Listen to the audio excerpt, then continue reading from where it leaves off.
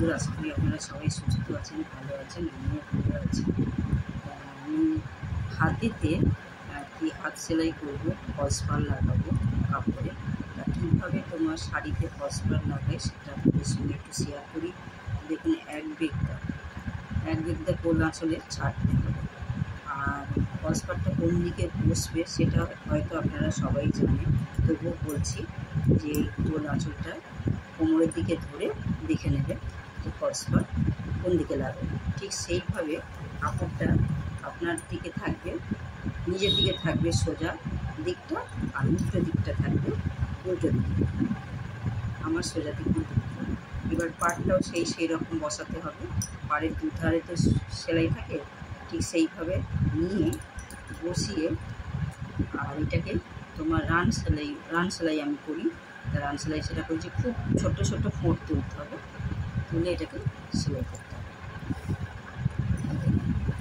এটা কিছুটা আমি সেলাই করেছি, আমি কিছুটা আবার আপনাকে একটু আপনাদের দেখাই। যতটা করা হয়েছে এটা ঠিক আমার দিকে তোমার সোজা দিকটা থাকবে শাড়ি, আর উল্টো দিকে আমি ধরবো, ঠিক এইভাবে ধরে আমি রান সেলাই দেবো। একদম ছোটো ছোটো ফোঁট তুলবো, বড়ো হবে না,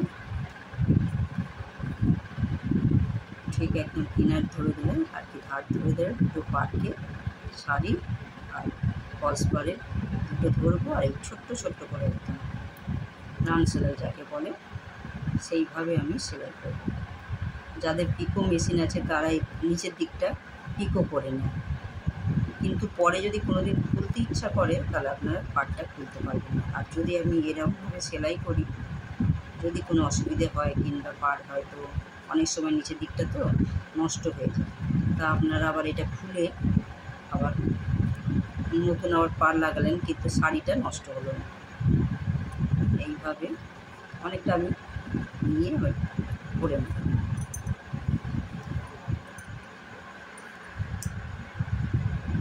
এবার আমি এই দিকটা কীভাবে সেলাই করছি সেটা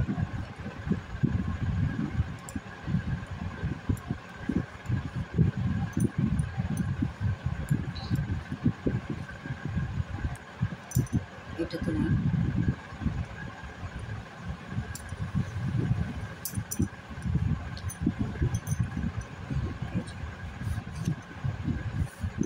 এইভাবে আমি একদম ছোটো ছোটো করে তুলে সেলাই করে, বোঝাই যাবে না ওপর থেকে, খুব ছোটো ছোটো করে। এই দিকে সেলাইটা আপনাদের দেখাই, যখন এই দিকটা সেলাই করব সেটা আপনাদের সঙ্গে আমি শেয়ার করছি। যখন আবার শাড়ির ওপর দিকটা সেলাই করব তখন কী করব, এরকম একটা আমার তো স্টিলের পিঁড়ে আছে, আপনাদের কাঠের যদি পিঁড়ে থাকে তার উপর পেতে বসাবো, কিংবা মেঝের ওপরেও হবে, ঘরের মেঝেতে, কেন একে সমানভাবে পেতে নিতে হবে। সমানভাবে পেতে নিয়ে যাতে একটুও ভেতরে ভাঁজ উঠিয়ে না থাকে পাটটা, তাহলে শাড়িটা বাজে লাগবে। এইভাবে পেতে, এইটাও রান সেলাই দেবো, কিন্তু ছোটো ছোটো করে ফোন দেবো, একদম ছোটো ছোটো করে, যাতে শাড়ির উপর দিয়ে বোঝা না যাবে না। অনেকে অবশ্য হেম সেলাই দেয়, আমি হেম সেলাই দিচ্ছি না। এইভাবে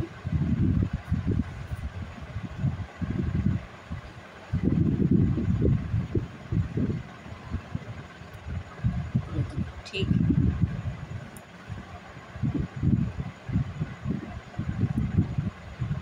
রান সেলাই ওপর দিকটা আপনি একটু চুঁচটা বড়ো থাকলো, কিন্তু শাড়ির উল্টো দিকে সোজা দিকটা ছোট্ট ছোট্ট করে ফোঁক তুলে রান সেলাই।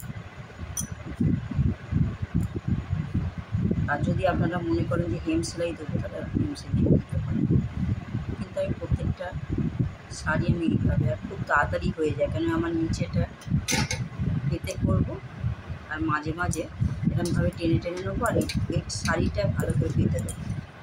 এইভাবে আপনারা সেলাই করবেন, এই আপনাদের দেখালাম। যারা হাতে সেলাই করেন, অনেকে তোমার মেশিনেও করেন, পিকো মেশিনে, কিন্তু এই দিকটা তোমার হবে পিকো, এই দিকটা আর পিকো হবে না, এই দিকটা হাতেই করতে হবে।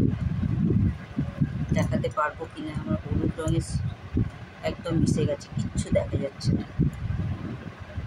এই আপনাদের দেখালাম। আপনারা সবাই ভালো থাকুন, সুস্থ থাকুন।